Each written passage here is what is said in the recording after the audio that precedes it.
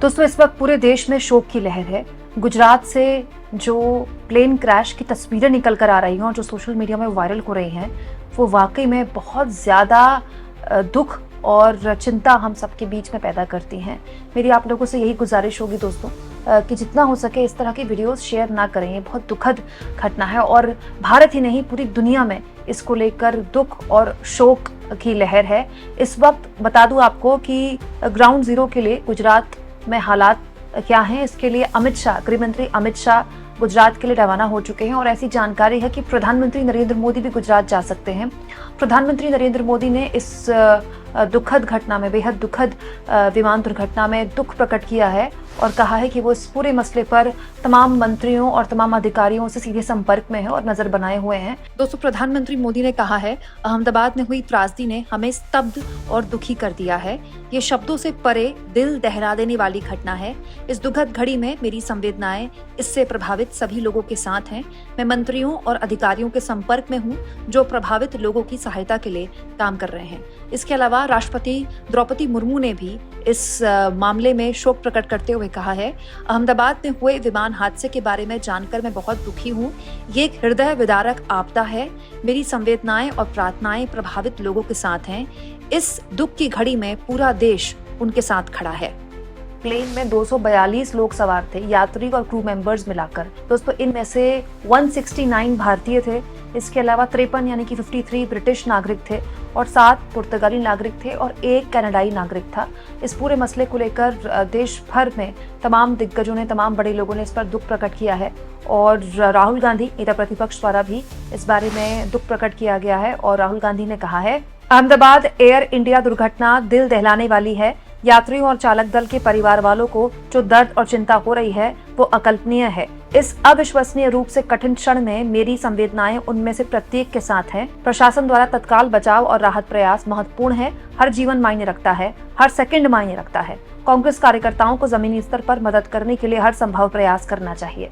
दोस्तों इसके अलावा दुनिया भर में इसको लेकर प्रतिक्रियाएं आ रही हैं। ध्रुव राठी ने, यूट्यूबर ध्रुव राठी ने भी इसको लेकर प्रतिक्रिया दी है और उन्होंने कहा है कि ये पहली बार है इतिहास में कि B787 dream liner plane crash हो गया। It is considered to be one of the safest aircraft. मतलब ये जो विमान माना जाता है, ये बहुत ही सेफ, बहुत ही सुरक्षित विमान माना जाता है। ये तो एब्सोल्युटली शॉकिंग है, मतलब हैरान करने वाला है। ध्रुव राठी ने ये प्रतिक्रिया दी है।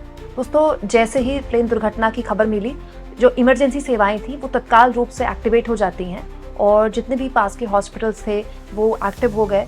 और ये भी मैं आपको बता दूं कि सबसे ज़्यादा जो चिंता की बात है वो ये है कि जो प्लेन क्रैश हुआ वो एक मेडिकल कॉलेज के हॉस्टल से क्रैश हुआ। ये जो फोटो आप देख रहे हैं, ये CISF ने शेयर की है। CISF इस वक्त वहाँ राहत और बचाव के काम में लगा हुआ है और CISF के जो फोटो आप देख रहे हैं, ये प्लेन जिस मेडिकल कॉलेज के हॉस्टल में गिरा है, ये उसकी फोटो है। और जिस वक्त ये प्लेन वहाँ पर क्रैश हुआ उस वक्त लंच टाइम था। तो ऐसा माना जा रहा है कि बहुत बड़ी तादाद में, क्योंकि लंच के टाइम में मेडिकल के छात्र वहां पर होंगे, तो बहुत से डॉक्टर्स भी इसकी चपेट में आए होंगे। गुजरात के पुलिस कमिश्नर द्वारा एक बहुत ही दुखद जानकारी निकल कर आई है।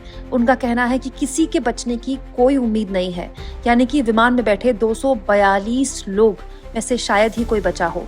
यानी आप कह सकते हैं कि प्लेन के अंदर जो लोग बैठे हैं वो तो हताहत हो ही हैं, साथ में जहाँ पर ये प्लेन क्रैश हुआ है वहाँ भी बहुत सारे लोग मौजूद थे ऑलरेडी।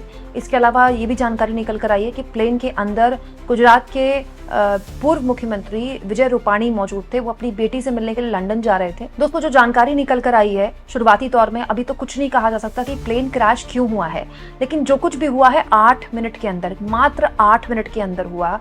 प्लेन ने 1:38 पर उड़ान भरी और उसके बाद 8 मिनट तक उसके सिग्नल मिल रहे थे और उसके बाद उसके सिग्नल मिलने बंद हो गए। मतलब केवल 8 मिनट के अंदर प्लेन ने उड़ान भी भर ली, वो सिग्नल भी थे उसके शुरुआती 8 मिनट में, और उसके बाद वो क्रैश भी हो गया। जो जानकारी निकल कर आई है दोस्तों वो ये है कि पायलट ने क्रैश से पहले इमरजेंसी कॉल की। दोस्तों इस इमरजेंसी कॉल में पायलट ने बोला मेडे मेडे मेडे, 3 बार मेडे बोला गया है पायलट द्वारा। दोस्तों ये जो मेडे कॉल होती है, ये पायलट तुरंत करते हैं ATC को, एयर ट्रैफिक कंट्रोल को। मेडे कॉल मतलब होती है भयानक इमरजेंसी। अगर कोई पायलट मेडे कॉल कर रहा है तो समझ लीजिए कि प्लेन इस वक्त भयानक इमरजेंसी में है और उसको हर लिहाज से मदद की ज़रूरत है। दोस्तों मेडे कॉल जो की जाती है बहुत ज़्यादा इमरजेंसी में की जाती है, तब जब विमान में बैठे यात्रियों की सुरक्षा पर खतरा हो या प्लेन हाईजैक हुआ हो, मतलब जब प्लेन के लिए पायलट तुरंत मदद मांगता है, वो मेडे कॉल होती है। अगर पायलट ने मेडे कॉल कर ली तो समझ लीजिए पायलट ये समझ रहा है कि प्लेन जो है इस वक्त बहुत ही मुश्किल स्थिति में है। और जैसे ही मेडे कॉल आई पायलट की तरफ से, तुरंत 1 मिनट के अंदर एटीसी द्वारा उसको रिप्लाई भी कर दिया गया, लेकिन तब तक पायलट से संपर्क टूट चुका था क्योंकि प्लेन क्रैश हो चुका था। दोस्तों मेडे एक फ्रेंच वर्ड है जिसका मतलब होता है मदद करना। अगर पायलट मेडे कॉल कर रहा है तो पायलट एक तरह से एटीसी से कह रहा है मेरी मदद करो।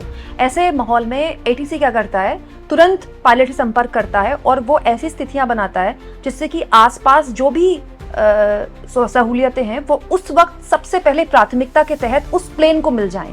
वो प्लेन कहीं इमरजेंसी लैंडिंग कर ले, अगर उसके लिए किसी प्लेन की इमरजेंसी लैंडिंग रोकनी है तो उसको भी रुकवा दे, लेकिन उस पायलट को और उस प्लेन को सबसे इंपॉर्टेंट रखा जाए, वो होती है मेडे कॉल। यानी पायलट ने अपने स्तर पर मदद मांगी, लेकिन क्योंकि वक्त हाथ से निकल गया था, पायलट के पास केवल 1 मिनट था और उसके बाद दुर्घटना हो गई। हालांकि अभी जांच में पता चलेगा दोस्तों कि ये पूरा का पूरा हादसा क्यों हुआ। दोस्तों ये जो प्लेन क्रैश हुआ है ये बोइंग 7878 ड्रीम लाइनर है, 11 साल पुराना है और ये बहुत ही अत्याधुनिक बोइंग माना जाता है, बहुत अत्याधुनिक प्लेन माना जाता है। हालांकि इस प्लेन को लेकर हाल के दिनों में दुनिया भर में अलग अलग तरह की बातें हुई हैं, लेकिन ये बहुत ही एडवांस प्लेन माना जाता है। यहाँ एक और बात मैं आपको बता दूं दोस्तों कि एक्सपर्ट्स ये कहते हैं कि जब प्लेन ने उड़ान भरी और तुरंत वो क्रैश हो गया, ये जनहानि होने का या हताहत होने का एक बहुत बड़ा रीजन इसलिए भी बन जाता है क्योंकि होता क्या है, जब प्लेन ऊंचाई पर होता है और तब वो क्रैश होता है तो पायलट के पास थोड़ा वक्त मिलता है, पायलट को थोड़ा वक्त मिल जाता है जिसके लिए वो मदद भी मांग सकता है, या फिर पायलट के पास इतना वक्त होता है कि वो ये कैलकुलेट कर सके कि अगर उसे प्लेन की इमरजेंसी लैंडिंग करनी पड़ी तो क्या वो ऐसी जगह कर सकता है जहां पर कम से कम नुकसान हो।